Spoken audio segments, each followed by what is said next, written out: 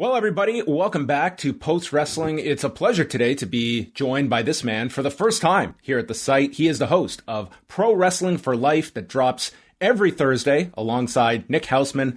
Pleasure to welcome Sean Waltman to the program. Sean, how's it going today? Oh, great, John. Thanks, man. Appreciate you giving us a little press. Absolutely, man. I mean, you've kind of been in the podcast space for a couple of years now and now launching this version alongside Nick. Tell me a bit about kind of the evolutionary process for you in the position of a host and conducting interviews and just the whole process. It seems to be something that you dove into head first. Oh, well, I'll try to keep this concise because I get long-winded.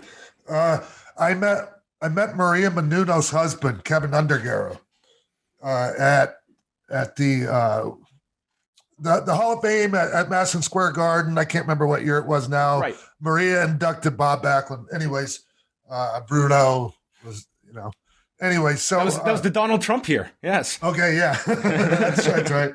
So Kevin, he told me that he heard me on some radio shows and thought I had thought I was a good storyteller, and he just kind of encouraged me to follow that, and he invited me out here to California.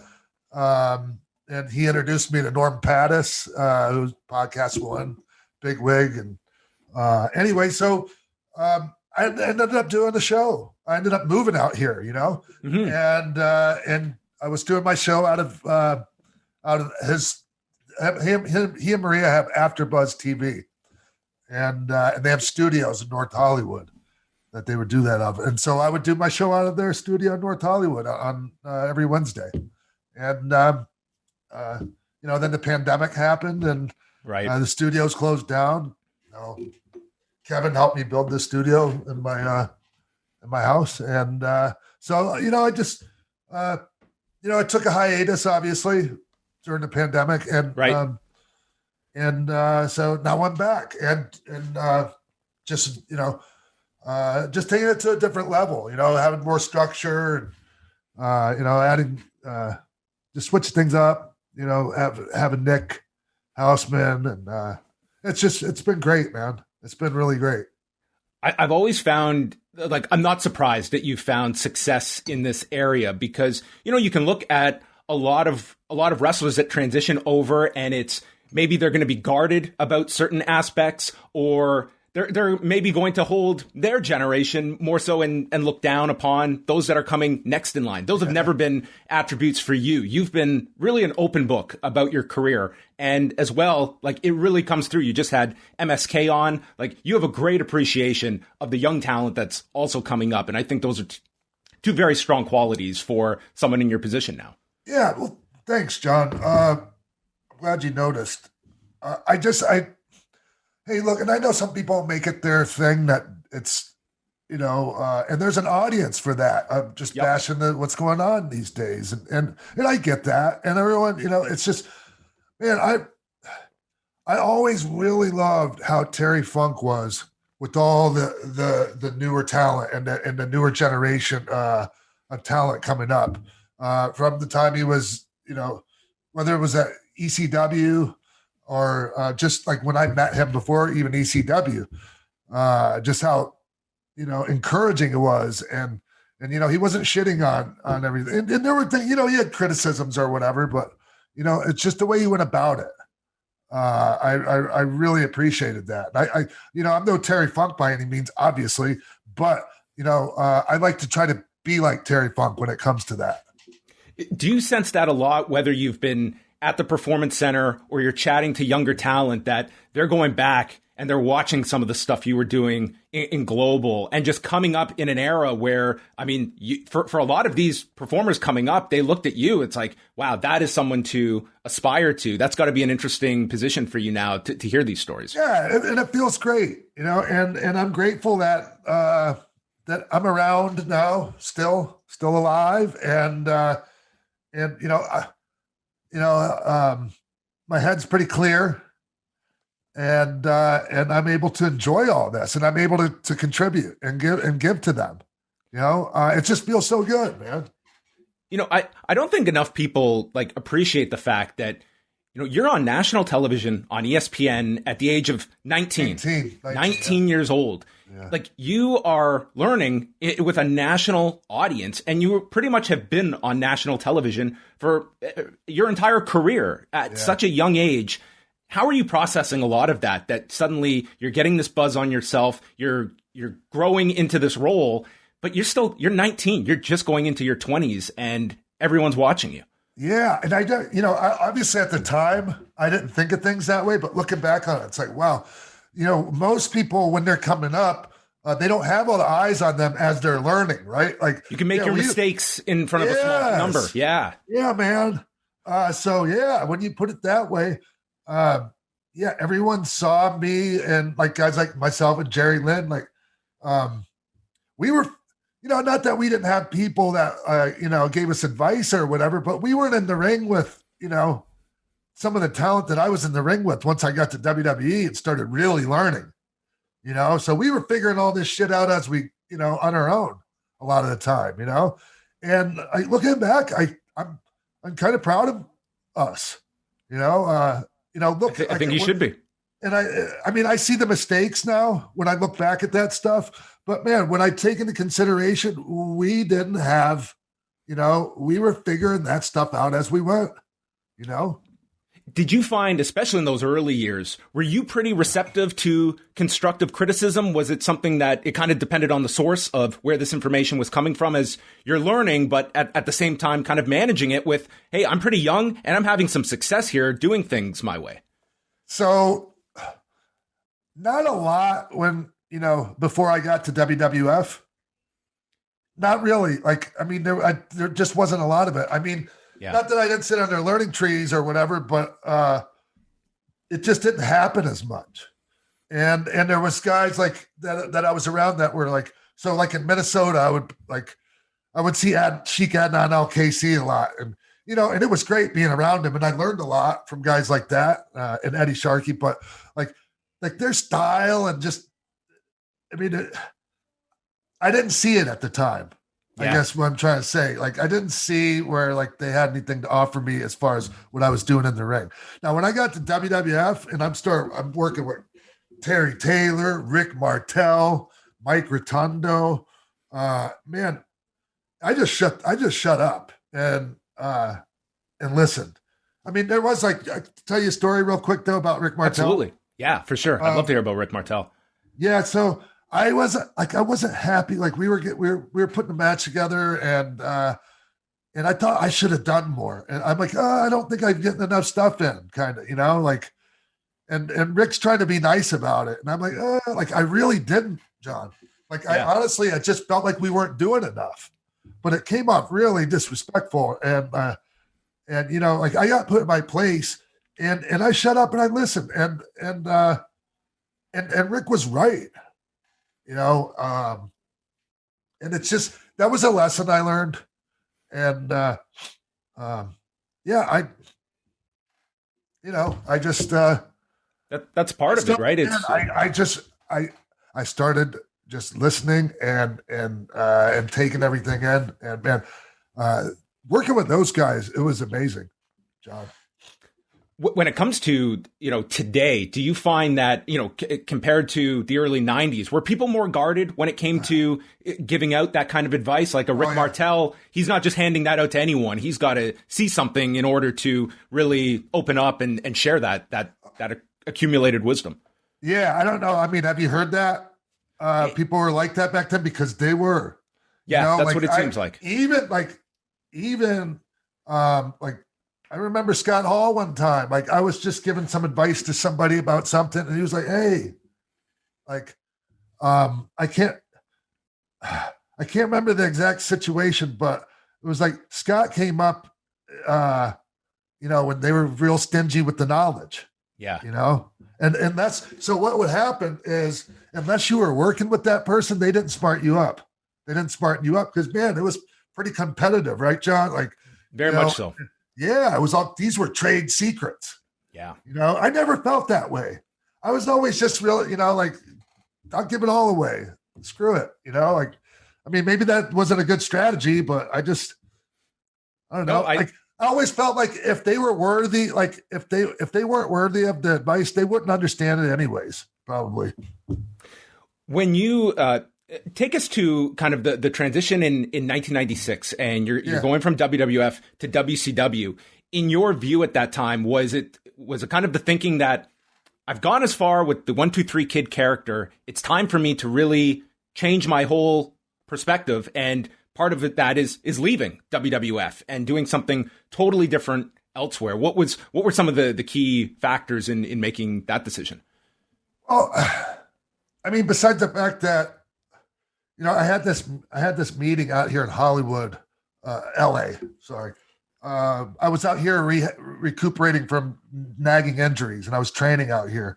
And I met with Barry Bloom. He was super agent Barry Bloom. And I've met Barry, yeah. Yeah, well, that got the whole thing started. Like that's what started, Kevin and Scott both leaving. And I would have probably been the first one to leave, but my contract rolled over. I told the story a bunch of times. Yeah. But there was money. Money was a thing. But really it was, I think for me, I was just, I didn't have the creative satisfaction, and also I felt like I was stuck. Vince was not going to look at me. He liked me or whatever and liked having me, on his roster in his locker room, but he looked at me in a certain light, and I wasn't going to change. I had to leave. I knew I had to leave. I think that's such valuable information for a lot. And believe me, that's a big decision to make, walking away, especially now when you're talking about the money attached. But it was one of the hardest decisions I've ever made in my entire life. I have no doubt. He flew me to so I went to rehab also, right? He put me in rehab. He got me cleaned up, flew me to Stanford, had a meeting, told me like if I wanted to stay, because all the curtain call stuff had happened too. So, Hunter was in the doghouse. And so he's telling me like, I got to work my way back up or whatever, or he'd give me my release, and I could, he actually said, if you think you can make more money, go and work for that billionaire asshole, I'll give you a week to think about it and let me know, if maybe it's better for you and your family. He was just really great about it. Mm-hmm. Oh, and it just also goes to show you like how much he thought of me at the time. Go ahead and go.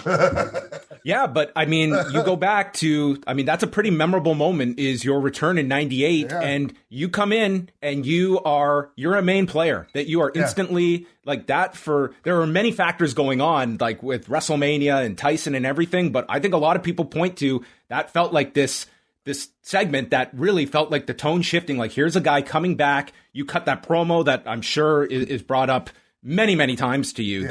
Like it seemed to me that they saw you as a player, and part of that was going away and coming back as a totally different version of Sean Waltman. Well, I think they were hoping I was going to be a player, and they were giving me every opportunity, right? And thankfully, that promo segment, like I hate to put myself over too much, but I think I was like, I hit it out of the park, I think. It was a little rough around the edges, but like it went out. Sometimes you need that. I think sometimes you need that in a promo, that it's like, it shouldn't be perfect. It shouldn't be all pretty and every word. It's like, it felt real and you knew what Sean Waltman was feeling because that was you in that. Yeah. That was not you just taking something completely disconnected. And for you, for someone that has, for going out there where the segment, you're not going out there to wrestle a 15-minute match. You do effectively when it's like, man, I've got to hit this out of the park and it's a promo. Yeah. I imagine the nerves of that one have to be high. Yeah. It's never been my strong suit, right? My in-ring stuff has always been like where I was strongest. So yeah, to have to go out there with the microphone in my hand and speak in front of all the people, I've talked about this before. I have a fear of that. Like kind of almost like I have a fear of heights, which is kind of crazy too. But yeah, man. And so I'm really grateful that that I was able to pull it off, and they gave me the ball, John, like after that, man, especially once I started having matches, because I was still recuperating from the neck surgery. Once I started having matches, they pushed the shit out of me. I think I was looking at like the stats from that year, and I think you worked more matches that year than it was like 98, 99. Like you were, if not number one, like among the top guys, like match in just terms of match numbers. Like you were the workhorse of that locker room. Oh yeah, yep. I loved it. I loved it, man. I was just on top of the world. How did, because, you fast forward a year and you and Hunter do the match at WrestleMania, and then it's the breakup. And I have to imagine that was probably very difficult at the time that you guys have this machine in DX that is going, that you guys could have rode out for years to come. And here it is that you have to look at, Hunter's going this direction, but man, we are sitting on one of the biggest merchandising machines that this industry has ever seen. Yeah. I remember Dog and Billy were pretty upset about it, because we were making some pretty fat quarterly marketing checks. I can only imagine. Yes. There were some 6-figure quarterly checks coming our way. So, when you think about it that way, I never thought about from that point of view. I was just like creatively worried about what was going to happen. And my match with Shane, I was supposed to go over in that match. That was that was the agreement with Vince when he asked me to have the match with Shane. I'm like, well, I run the show, and meaning, I call the shots and I go over, and he's like, done. But, Shane had a lot of great ideas. So we used a ton of his ideas. And once it was obvious that, okay, Hunter's turning heel, I realized, man, if he didn't turn heel, if he didn't turn on me, his turn was going to suck. It had to be me. He had to come out and fuck me. Excuse my language. I don't know how you feel. No, so it had to be me. And that was what had to happen. So I kind of took you might say I sacrificed myself, but I didn't. That was great for me. Mm-hmm. Getting beat by Shane was great for me. And as weird as that may sound, I was so much more over after getting screwed by Paul. Coming out the next time I came out, the crowd reaction, I was getting pretty good pops, but it was even hot. It was noticeably more intense. I just want to go back when you mentioned the kind of equating going out, cutting promos being like a fear of heights. Is that the case when you're doing interviews, when you're doing the show, or is this a totally different experience for you when you're doing the podcast and you're not in front of a big arena, for instance? Talking. Yeah, just in terms of being in the hosting role now. Yeah, it's weird, right? You take to it very naturally. Yes. Thank you. Well, and because there's something different about it. Yeah. Started doing it podcast.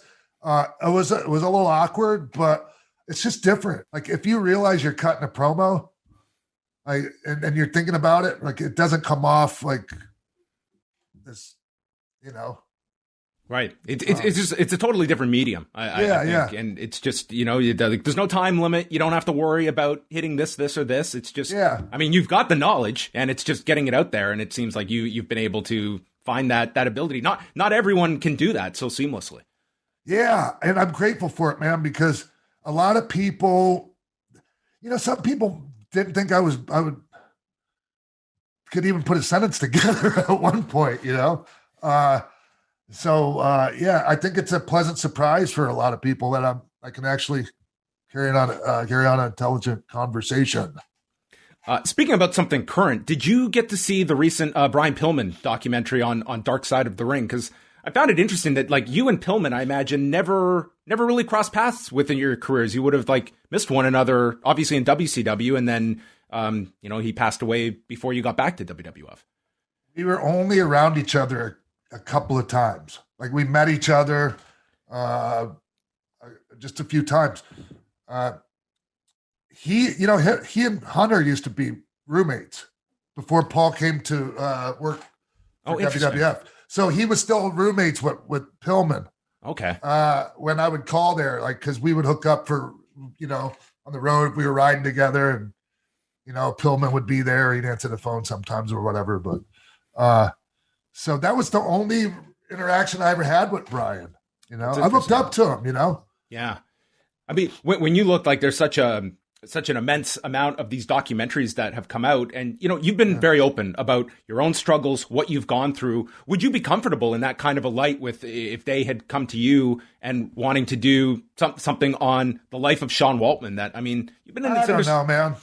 I don't know. I get, like you said, I've been pretty open about everything. It's just stuff you may not want to revisit. Yeah, man. It's just, like, I would never tell them, don't make an episode on me. I just don't know if I'd want to be a part of it. I don't know. Mm-hmm. I don't know, man. It just depends.